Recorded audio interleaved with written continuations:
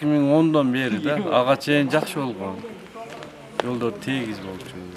Амма алтын ташыгандар баштагандан баштап жолду бузушат.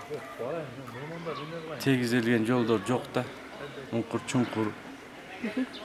Сиз канча жол үйүңүздү оңдооңузга туура келди? Ушу жаракаларыңызды бүтүп атасыз? Жаракаларды жылда 3-4 жол оңдойбуз.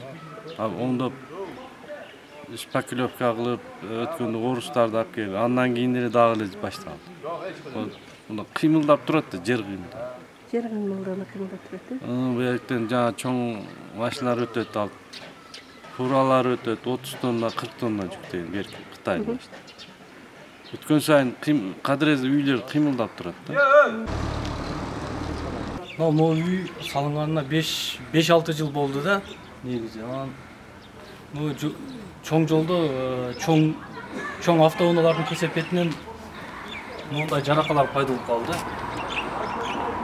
Мындай бул жаракалар 1-2 жылда эле ушундай болуп кетти. Ичинен дагы билинип калган да. Бул там салынгандан кийин 1-2 жылда ушундай жаракалар пайда болду да. Бул кичине башталды эле, азыр мынакей. Ушундай чоңоюп кетти да.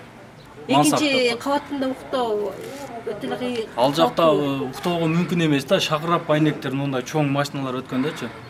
Ушундай да.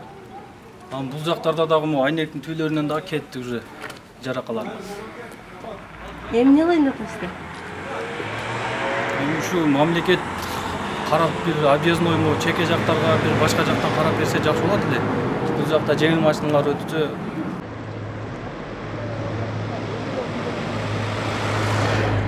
Ушунда ошо семен неме асфальт 2 кабаты келгенде ошо келгенде бүтөргөн, ошо келгенде дөп этип түшөт да чоң машиналар.